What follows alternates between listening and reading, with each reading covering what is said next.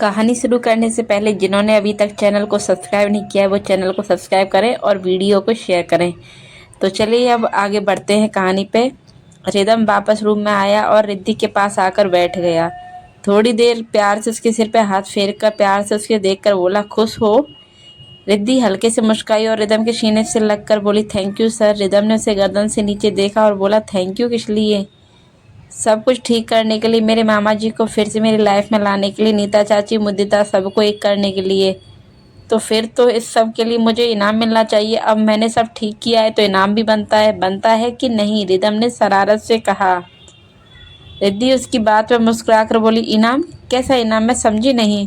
Rhythm उसके चेहरे के करीब आया और उसके शर्म और हया से सुर्ख गुलाबी हुए होठों को देखते हुए उनकी तरफ झुका और गहरी सांस छोड़कर अपने बेकाबू होते होठों को रिद्धि की होठों के ऊपर रख दिया। रिदम रिद्धि को सुकून से चूमने लगा। दोनों आज सच्चे मन से और सुकून से एक दूसरे चूम रहे थे। दोनों इतने प्यार से एक दूसरे में समा रहे थे कि दोनों को पता न चला कब एक दोनों एक दूसरे के किस करते रहे। काफी देर बाद रिदम रिद्धि से अलग हुआ और बोला, मैं बहुत खुश हूँ रिद्धि, बिन मांगे इतना कुछ मिल गया। तुम मेरी जिंदगी में आई और अब हमारा बच्चा भी दुनिया में आने वाला है। मेरे लिए तो ये किसी दुआ से कम नहीं है। अब कभी तुमको खुद से अलग नहीं करूँगा। अब हर दिन मेरे दिन की शुरुआत तुम्हारी बाहों से होकर रात में तुम्हारी बाहों में होगी। रिदम और रिद्धि दोनों प्यार से एक दूसरे के साथ साथ बात करते हुए सो गए थे। आज की सुबह रिद्धि और रिदम के लिए बहुत अच्छी थी। दोनों के जीवन से गम के सारे बादल छट चुके थे। अब दोनों अपनी जिंदगी में खुशियों के साथ आगे बढ़ रहे थे। रिद्धि आज रिदम के साथ नाश्ते की टेबल पर बैठी हुई थी। तभी दादी जी के फोन पर रिद्धि के मामा जी का फोन आया। दादा रिद्धि के मामा जी ने जो दादी जी को कहा उसको सुनकर दादी जी बोली, अब बिल्कुल बिल्कुल आप चिंता मत कीजिए, आप रोनी को भेज दीजिए, हम रिद्धि को उसके साथ भेज देंगे। आप अपनी बेटी के साथ सारे गिले शिकवे सब दूर कर लेना। और ऐसा कह के दादी जी ने फ़ोन काट दिया। रिदम जो बहुत ध्यान से दादी की बातें सुन रहा था वो अचानक से बोला, क्या हुआ दादी, क्या बोल रहे थे मामा जी? दादी रिद्धि को देखकर मुस्कुराई और बोली, हमारी बहू शादी के बाद अपने मायके नहीं गई तो आज हमारी बहू अपने मायके जा रही है। उसका भाई आ रहा है उसे लेने और आज वो घर रहे आज वो अपने घर रहेगी और तुम भी जाओगे पर कल सुबह बहू को लेने। रिदम दादी की बात पे बोला, लेकिन दादी रात रुकने की ज़रूरत क्या है? दादी ने रिदम को देखकर थोड़े मजाक के मूड में बोला, बेटा एक दिन अपनी बीवी के बिना रह लेना, आज उसे अपने घर जाना है। रिदम झेप कर बोला, मेरा मतलब दादी वो अपना ध्यान नहीं रखेगी इसलिए। वो इतना ही बोला और दादी बोली, चिंता मत करो वो अपने मायके ही जा रही है। रिदम मुस्कुराकर रह गया और रिद्धि मन ही मन खुश हुई, पर उसे चिंता भी हो रही थी कि आखिर वो अपनी मामी और मामा जी की बेटी के साथ कैसे रिएक्ट करेगी। रिद्धि दोपहर के टाइम तैयार हो रही थी तभी रिदम का उसके पास फ़ोन आया और जा करके ज़्यादा उछल कूद मत करना वहाँ, और time to time energy drink पीते रहना और दवाई टाइम से ले लेना और मुझे याद करते रहना। रिदम की बातों पर रिद्धि मुस्कुराई और बोली, सर मैंने एक रात के लिए जा रही हूँ, सुबह आप आ जाओगे लेने, तो चिंता मत करो, बस बरसों के लिए नहीं जा रही। रिद्धि की बात सुनकर रिदम अकड़ कर बोला, बरसों के लिए तो मैं जाने दूँ तब ना, अब अपना ध्यान रखना और मैं मीटिंग में जा रहा हूँ, इतना कह के प्यार से बोलकर फ़ोन रख दिया। थोड़ी देर में रिद्धि का भाई आया और वो सबके साथ बैठकर थोड़ी देर बात करता रहा, फिर जाने को होता है। तभी ड्राइवर आया और बोला, सर ने रिद्धि मैम के साथ जाने को बोला है तो मैं मैम को लेके जाऊंगा। रोनी मुस्कुराकर बोला, ठीक है आंटी जी, मैं अपनी बाइक ले जाऊंगा।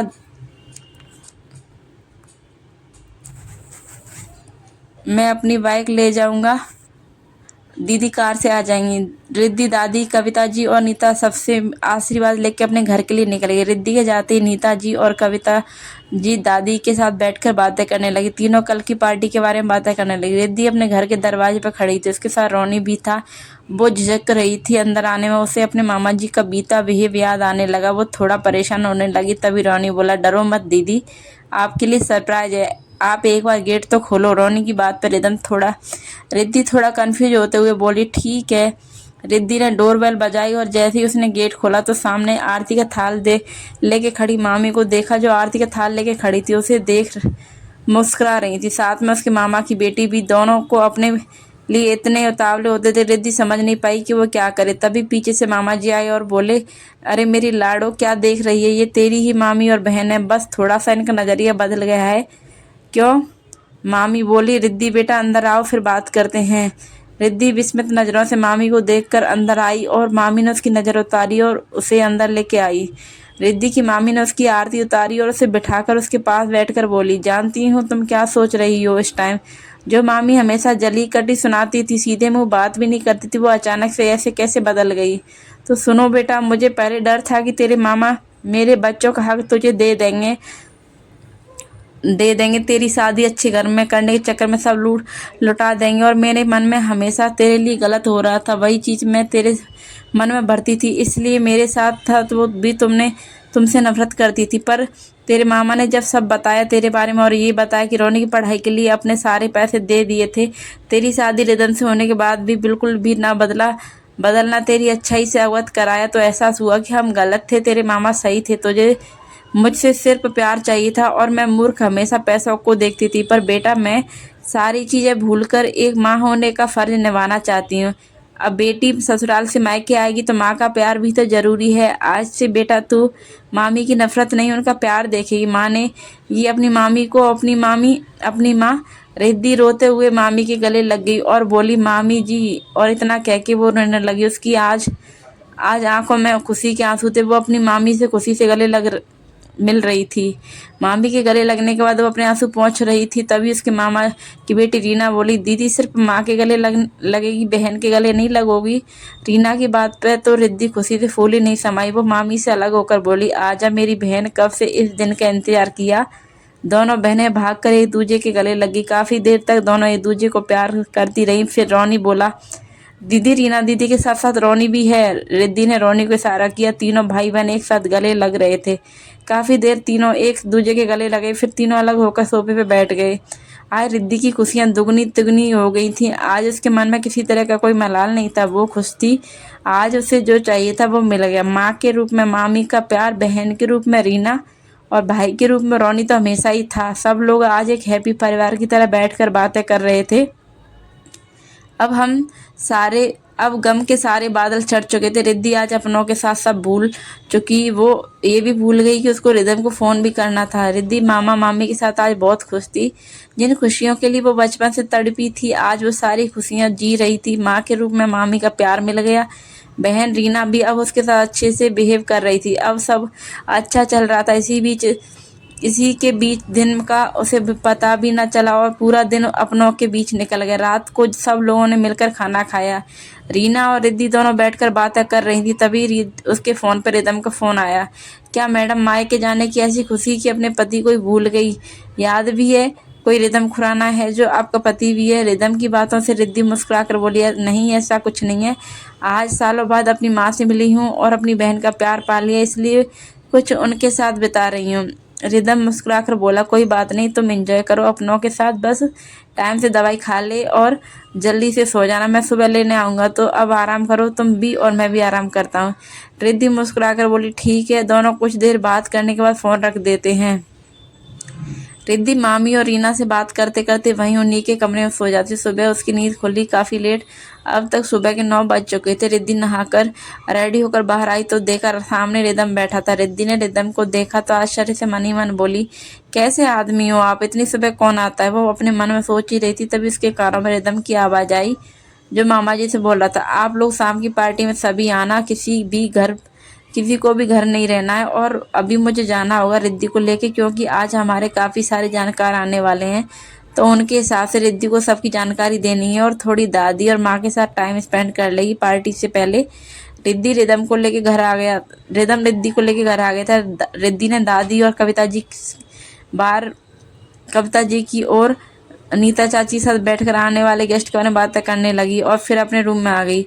आज का पूरा दिन रिद्धि अपनों के बीच गिरी रही और आज उसे रिदम से बात करने का टाइम तक नहीं मिला। वो अभी अपने रूम में बैठी थी कि उसके पास तारा का फ़ोन आया और तारा बोली, हेलो रिद्धि, ये मैं क्या सुन रही हूँ, सर अपनी शादी मीडिया में अनाउंस कर रहे हैं।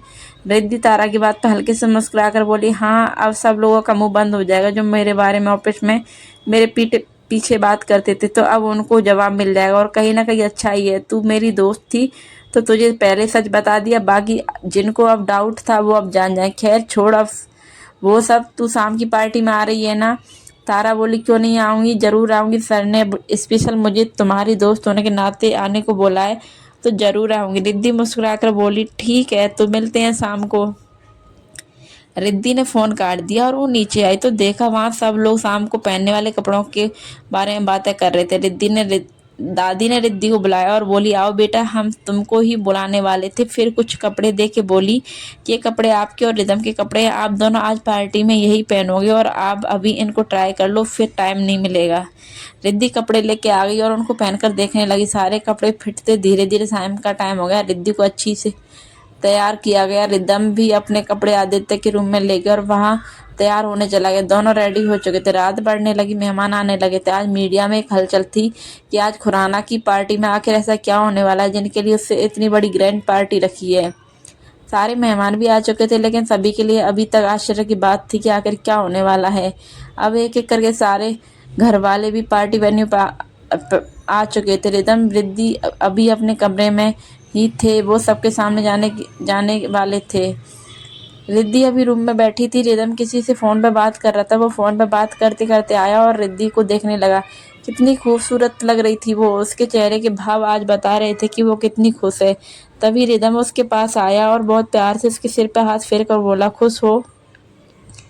रिदम की बात सुनकर रिद्धि नजरें उठाकर देखी।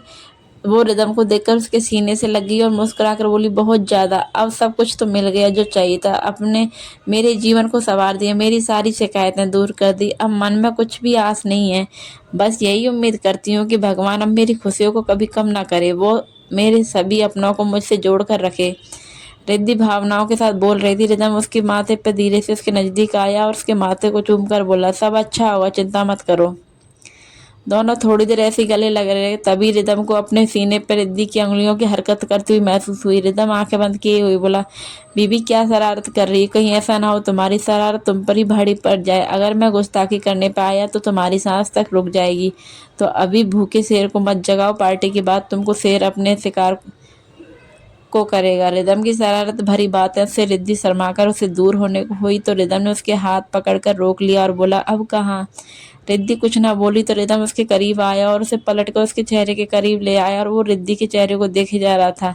उसके चेहरे को देखते देखते उसकी नजर रिद्धि के होठों पर चल ठहर गई। रिदम समय गवाए बिना आगे बढ़ा और रिद्धि के बेताब होते गुलाबी होठों पर अपने होठ रख दिए। वो रिद्धि के होठों को बेताबी से चूमे जा रहा था। रिदम की उंगलियां रिद्धि की कमर पर चल रही थीं।